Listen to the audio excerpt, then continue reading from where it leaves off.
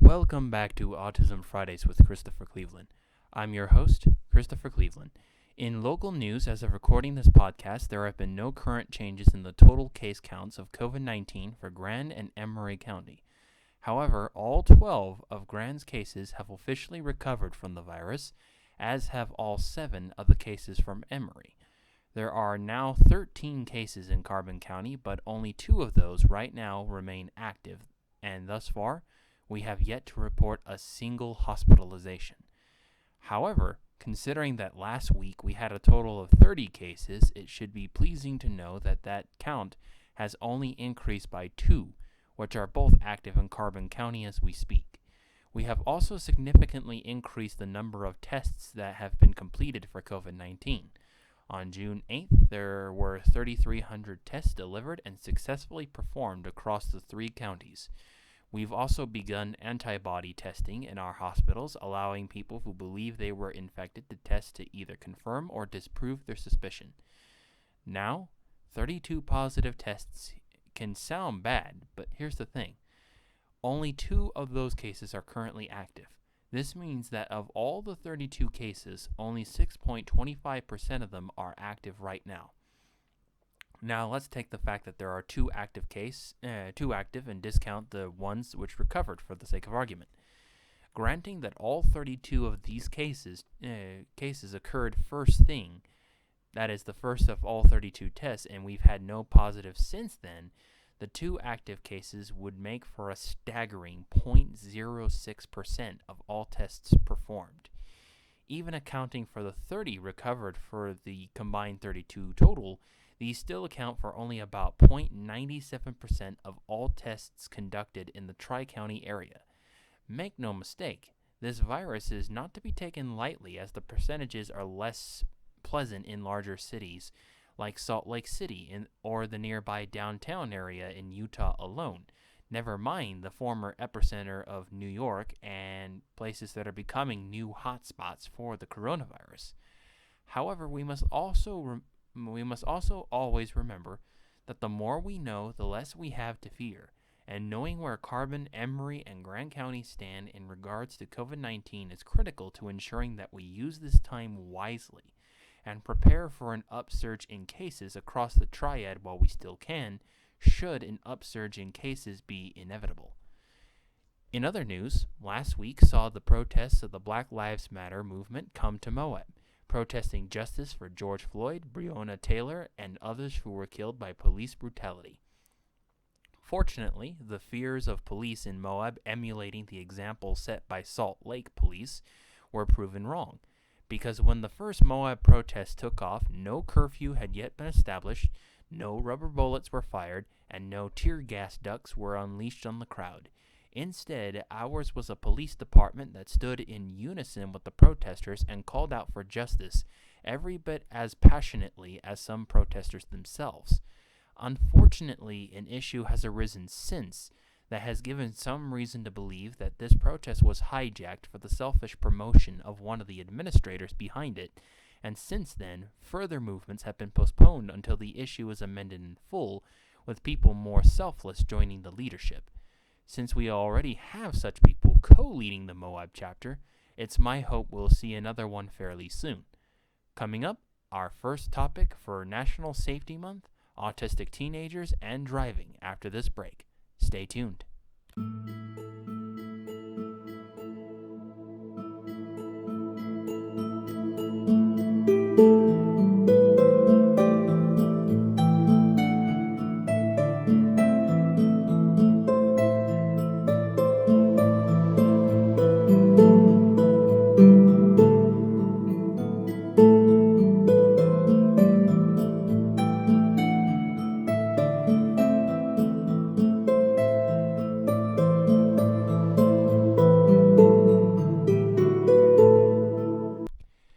Thank you for tuning back into this episode of Autism Fridays with Christopher Cleveland. I'm your host, Christopher Cleveland. This week I wanted to talk about a topic that has come up a lot in my mentoring and in articles I researched in preparation for this podcast.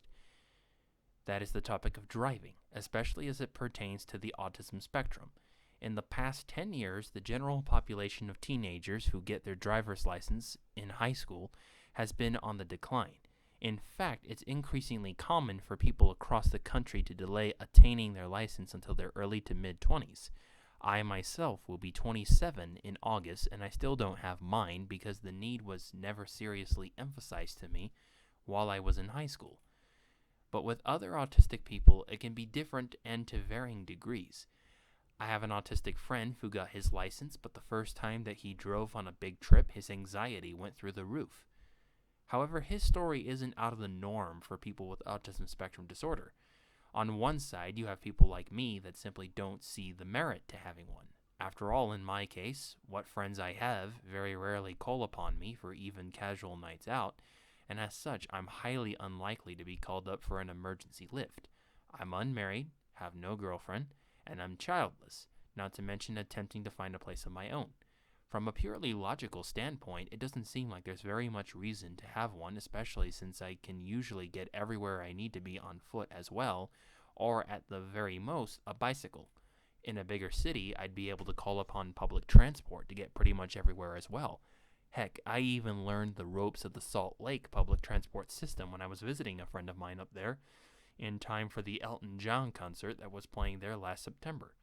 For other autistic people, however, the story once again can be very different. Imagine, if you will, an autistic person who was aggravated by the presence of loud, maybe higher pitch noises, such as the beeps of traffic lights or deeper noises like the honking of certain cars. Now imagine that the same kid maybe has a painful reaction to certain lights, especially when they shine brightly at night.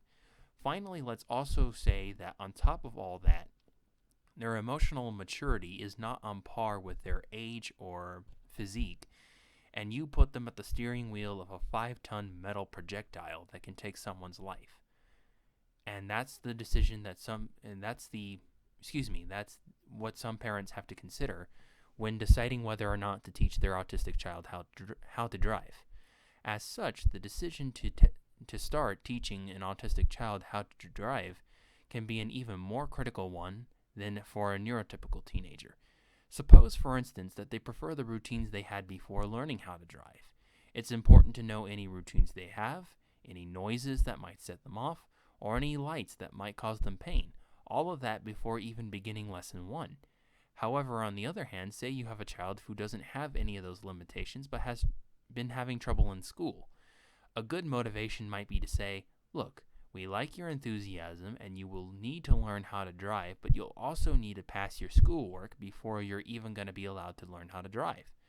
If the child is struggling in school because of work ethic, it gives them a reason to then strive for the completion of their schoolwork. If their struggle is finding motivation to do the schoolwork, it gives them a purpose for which to strive for completing the same said schoolwork. But if it's just sincere struggle to complete their work, it's a reward you can give that has virtually no expense to you, seeing as if an autistic teenager joins his peers in high school and takes driver's ed during that time, it usually will come free for fee waiver and the general public as well. Not to mention somebody else will be teaching the child with cars that you don't pay the insurance policy for. So the best thing one can do is see how lessons go first after all this is factored in. See if they handle a drive around the property or something similarly small. The fact that Moab is the beautiful town it is means there's plenty of ground on which to make such a practice run without anyone calling up the cops on you. If your kid handles that, maybe give them a heads up that things will get trickier as they learn the ropes of driving, especially in the inner city. They'll thank you for it someday, especially if you start placing it in their minds early that this would be handy to have. That was the mistake that was made with me that I would not see repeated with my students in the future. Because people thought that I would just find the desire and find the merit in driving slightly later, but still during my teenage years, and would joke about how even at 15 or 16, they couldn't understand why I didn't need a license. But because that was the line of thought going for my parents and my educators for the most part, it never occurred to anyone to place a serious emphasis on establishing the importance of it if I were to move to a larger city and I couldn't rely on public transport for everything, the way I might in, say, Salt Lake, where you can actually get pretty dang far without a car. So place the emphasis early, especially if you know that your child has the capability and maybe even has the desire a little bit already. Thank you for tuning into that rant, and coming up after the break, our Questions from Home segment. Once again, stay tuned.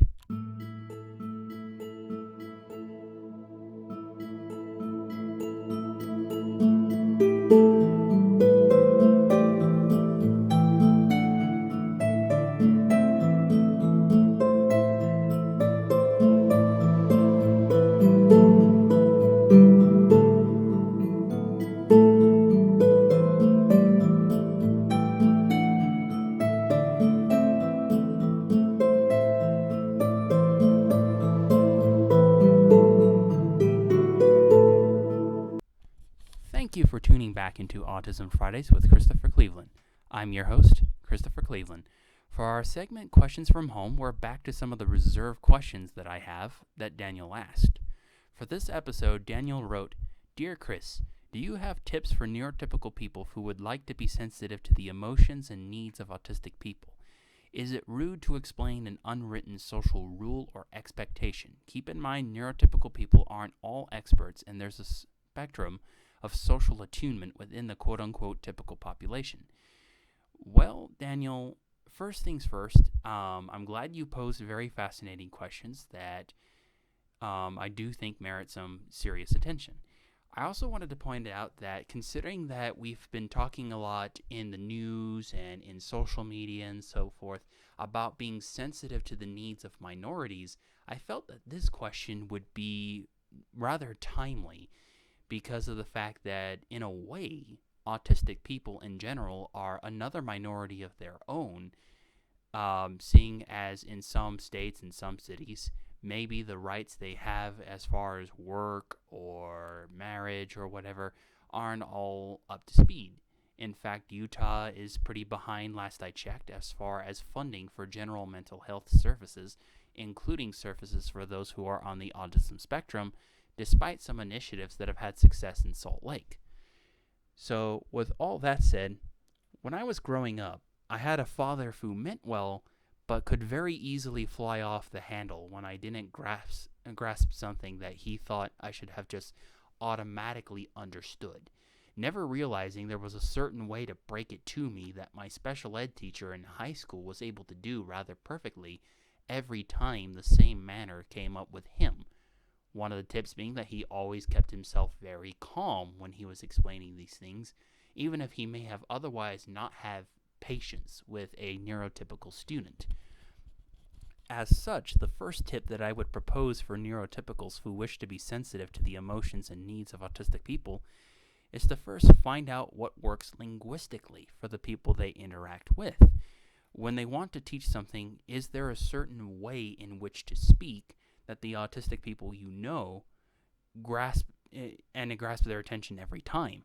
When I was in my first season as a running coach, I had an autistic student who gave a lot of trouble to just about everyone who was an authority figure, and a couple times gave me some as well. Bear with me, you'll see where this is going. One day he flew off the handle at my middle school Beacon Superior, and I had to quickly separate him from everyone else, placate him, then explain to him why that behavior might not be so great in ways he could understand. At one point, I did this partly by asking him if he had seen Dr. Phil, and when he said yes, I asked him if he remembered when the good doctor said that when you choose the behavior, you're choosing the consequences. In essence, I told him that he chose to lash out at people who told him no or tried to turn him away from an unproductive behavior, and he was therefore choosing the consequence of being punished for it at the home front and maybe even in school, keeping in mind this was all while he was still in Moab. He was eventually persuaded to give a heartfelt apology to my middle school supervisor, in addition to the one I made him give before we had the discussion, and after we had completed the curriculum for the running club on that day and we had regrouped with the rest of the Beacon kids.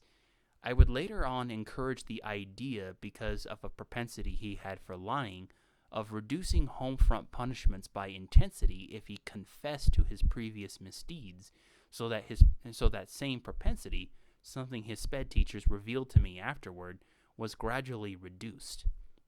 The logic behind this was that if he was encouraged to be honest and knew that he would in fact fess up to anything bad that he did, he would be less inclined to do bad things in the first place. Thus, he would connect the dots as to, oh, I shouldn't do this if I want to avoid this consequence, because I'm only going to end up confessing to what I did that will get that consequence that I don't like. Keeping in mind that traditional tactics of punishment or negative reinforcement hadn't really worked on him, or rather, I should say, the tactics traditionally used in Grand County School District. Thus, why I say that when you're working with autistic people, learn the language that grasps their attention every time and speak in that for lessons to stick, even if it's as simple as sign language, which leads into the second question. One thing that is rude about explaining social faux pas is to not do anything and presume that because of their book smarts or whatever they have, it'll just come to them. When it comes to academia alone, I had this happen in high school to different people, where an English teacher I had presumed that because I was able to pass his class with soaring colors, naturally the other autistic students should be able to do it as well. Now, I'm only mentioning this because I want to kind of demonstrate the universality that I observed this thinking having when I was growing up. What my English teacher didn't realize in believing that because he had one autistic student who was a success in his class, naturally the other ones should be a success as well, is that I may have had a gift for language, but one of those other students had a gift for most things mathematical and technological, while the other had a gift for artistry that he now uses working in a tattoo shop. I can't tell you how many times I would see this same kid, the artist one, draw up phenomenal designs that he now gets to ink onto people's arms and legs or wherever else they might want a tattoo, and he's pretty happy about it. Basically, never presume that just because the autistic child is a genius in certain subjects, that they should be able to just automatically get people or automatically attain social rules. There's a reason that autism is often described as a developmental disorder that affects social abilities. And that's because social abilities are often what eludes an autistic person the most. In fact, I met another one of my mentees in a similar situation when his mother was frustrated that he wasn't grasping why he should not devote more than 3 words to an idea that he had for his history report. When I admitted I was autistic in the course of her venting and offered to try something, I was given a moment to explain, and what I did was pretend that I was an audience member looking over the paper or looking at his presentation if he was to go do an oral presentation, going over with him how he might know it, and that his sentences might be enough in his mind to be interesting in the culture he was writing about for the report, but how he needed to elaborate more if he was going to convince anyone else, acting out the part of a student who was always disrespectful and always saying things like, "So what?" to his statement of fact, making sure he knew I was pretending in so doing before doing it. Keep in mind, we met because his 6th grade teacher invited me to help her with teaching a unit on the ancient Greeks at first, and since then I was invited as kind of a consultant, for the history projects that her class had. Since then, he passed into the 7th grade and became one of my mentees. What I've learned in working with this one and my other 2 about explaining rules besides the extremes I described, it's often better to begin subtly. If your autistic student has a problem giving constructive feedback, for example, without being insulting, maybe start with something like, "Hey buddy, I don't like that terminology. Any chance you can rephrase that?" You probably won't want to use that exact terminology, but you'll want to get the point across that you don't like the method by which they're using it. Or ask something along the lines of, "Would you please explain what I did wrong?" In other words, give them the floor to communicate with you and make them think that, gee, maybe these words that are honest, I shouldn't be saying because they're hurtful. Let's see. Oh, this begins the gradual process of making them realize that while blunt honesty is an admirable trait in some settings, it's usually best saved for when you've already established a rapport or a friendship with someone, at which point you can then rip into them in the spirit of friendly competition, if that. Think of the times that you see two friends who might tease each other on their video game performance after knowing each other a couple of years, to get my point. Always make it clear that maybe you're not insulted so much, but that won't always be the case with other people, who, for all this autistic person might know, can get extremely hostile and swing fists. Odds are you're going to have a very gradual process on your hands if you're not working with them every day, and even if you are, that might still be true. But in the words of Confucius, it does not matter how slowly you go, as long as you never stop.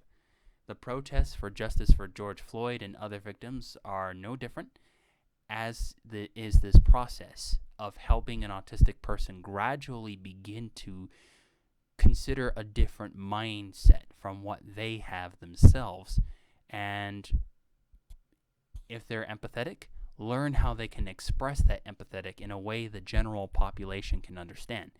Thanks for the questions, Daniel. Please keep them coming in the weeks ahead.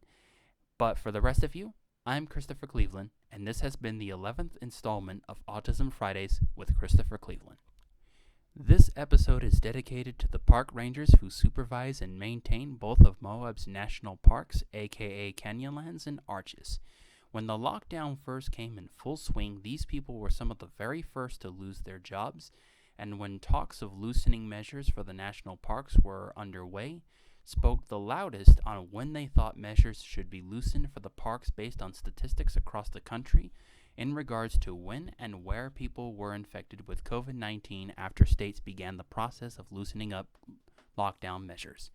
In many ways, you guys are one of the reasons that Southeast Utah still has an extremely low case count for COVID-19, and I couldn't be more thankful for the sacrifice you made, knowing full well that further closure for the parks meant more days without a paycheck. Please continue to keep fighting the good fight and keeping your patrons safe as much as possible now that the parks have been reopened, albeit in limited capacity, and please do everything you can to make sure you yourselves remain healthy in these most unusual times. Once again, thank you so much, park rangers, for all the sacrifices you made to keep Moab and the surrounding areas safe. Starring, directed, produced, and written by. Thank you for tuning in, and we'll see you next week. Hi, I'm Christopher Cleveland, creator, host, and director of Autism Fridays with Christopher Cleveland. I am a certified secondary education provider located in Moab, Utah, and I'm here to tell you about my show, Autism Fridays with Christopher Cleveland. If you wish to have optimistic, educational, humorous, fun content which holds ideas for age-appropriate discussions for your autistic child or other relative about the COVID-19 crisis and your state's related efforts to curb its spread, subscribe to my YouTube channel or join the Facebook group Autism Fridays with Christopher Cleveland today.